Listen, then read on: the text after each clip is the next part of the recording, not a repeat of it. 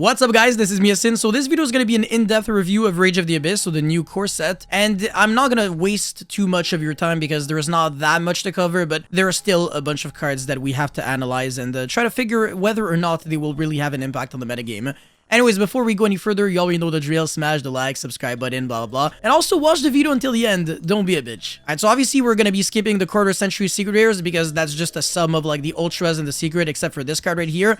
The Ultimate Dragon of Pride and Soul. I don't think anyone cares about that. Anyways, secret rares. So I already made a video on this like 2 days ago, but there are only like 3 secret rares that are going to be worth a decent amount of money. Obviously, Mochimi Foros, if you can get your hands on this card, you're going to be in a really good position. Look at how expensive this card is. 143 euros, 162 US dollars for this card right here. Just one copy. The secret. The quarter century is basically 500. That is ridiculous, but to be fair, when you look at the card and you look at its effect, this is the closest thing there is to Maxi. It really is that unfair. And also, you can activate one other Mochimi monster effect during the turn you activate this effect. These cards will have a lot of impact on the format, especially for Rose. This is by far the best card from Rage of the Abyss. Now, I want to say the second best card from Rage of the Abyss is most likely going to be Dominus Impulse. This card can be used in anything that plays Dark, Fire, and Water attribute monsters, and not really the other ones, because if you use this card from your hand, you are locked under not being able to use Light, Earth, and Wind monster effects for the rest of the duel, which kind of hurts. But if you set this card and then you flip it, then the drawback does not apply.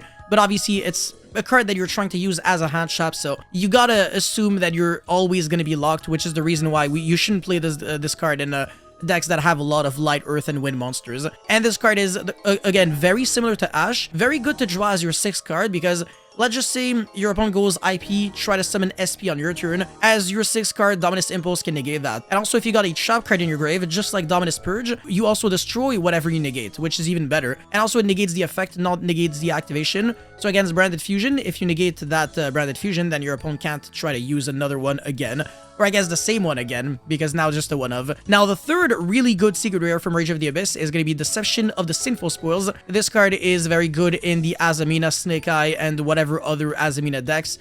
It is the heart and soul of the Azamina engine. As a matter of fact, this is like the only new gas card, because every other Azamina card, they don't really get your stuff going. But this one on its own, if you got a monster that you contribute and a discard for the Diabel Star, you can go places. You're gonna go very far. It's for you to decide whether or not it's really worth playing. It's decent. It has a lot of really nice effects. It also gives you a win condition at time, which is nice. Again, like, it makes you beat Nibiru, but it doesn't make you beat like the baby hand traps like Ghost Ogre, Retelling Sea. Retelling Sea is gonna be super broken. I'm gonna make a full video just on that very soon, so stay tuned. So yeah, these 3 secret rares are just about like the best ones. Anything else is just not really gonna be retaining a lot of value. Lacrima, the Crimson Tears, right now we're seeing like pre-sales for like 36 whatever dollars and then 25 euros. This is all cap, honestly, because this card is not really needed for any deck. Like, I mean, it's a good card. It's not garbage, but you can easily do just a bunch of things without this card. The Farking Consort Volcanics, though, very good in the Farking build, so I think it's a solid card, but I think it'll stabilize at like $20 max, maybe 15, because yeah, sure, you need like 1 to 3 copies if you're playing Farking, but it's only for Farking. It's not just for regular Snake Eyes or any other deck. It's very specific. And the Primite Lordly Load is a very solid card,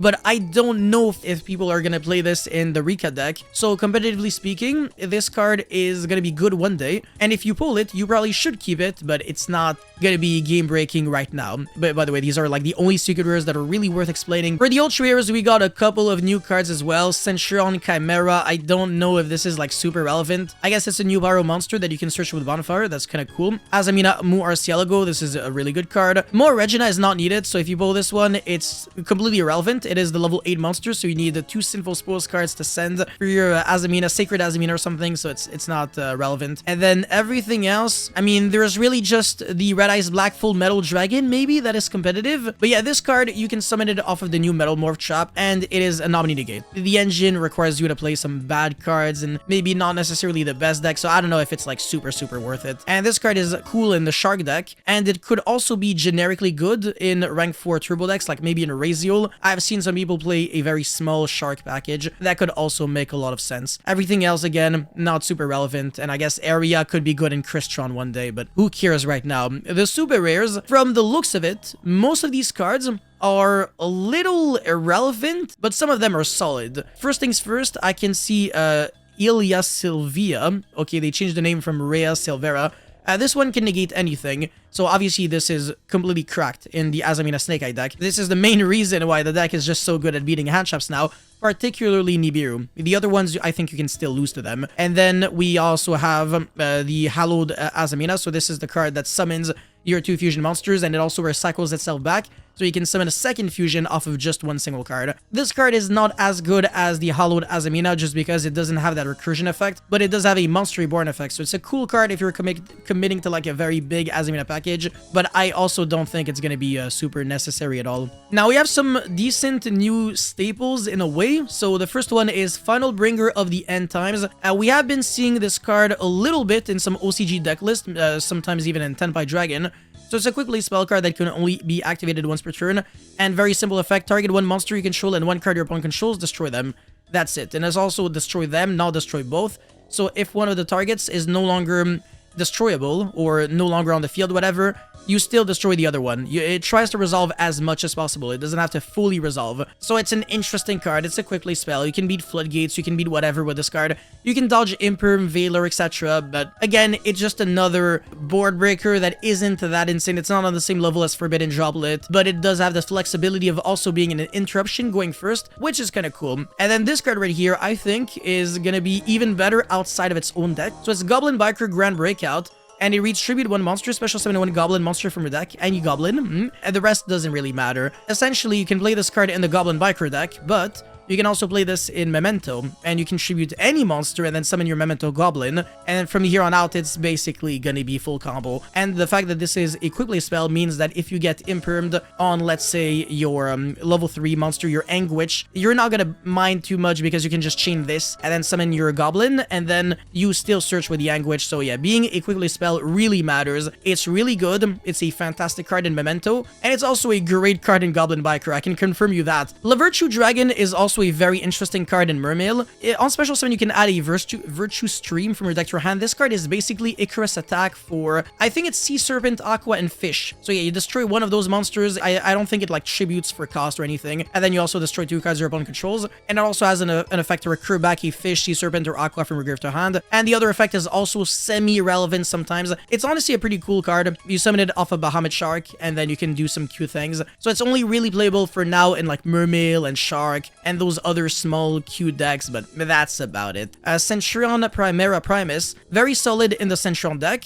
On summon, you get to search your deck for Emblema Oath. I don't think there's any other relevant Emblema card that you can search. I don't really think it matters too much. And then you can also destroy 2 cards on the field, so one on your field, one on your opponent's field. So it's honestly not too bad, and it also has an effect to revive itself back. Apart from that, like I said, the super rares not the best. This card I think is super overhyped. The Succuming Song Morganite. It's really bad, honestly. It's really just good in decks that can OTK and do some weird things. But like, yeah, your monsters can make up to 2 attacks on monsters during each battle phase, and then all the battle damage it inflicts is doubled.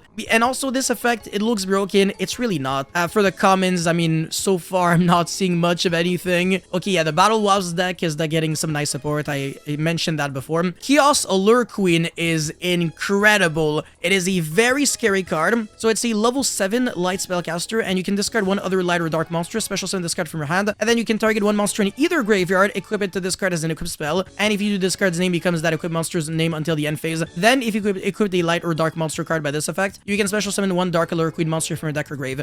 The most relevant thing about this card is that you can summon it, discard whatever, and then equip back your Dragon Buster Destruction Sword that you can easily foolish with the Protector Well, the link to generic monster. So you can Buster Lock your opponent with this card. So even if you get hit by Dark Ruler, Droplet, it doesn't matter. Your opponent is still locked under not being able to summon from the extra deck. This is very scary, and this being a light spellcaster makes it very abusable in the White Forest deck. So White Forest does have some nice combos at locking out your opponent. So yeah, keep an eye out on this card. It's absolutely terrifying. Again, I will be making some combos with this card very soon, so also stay tuned for that.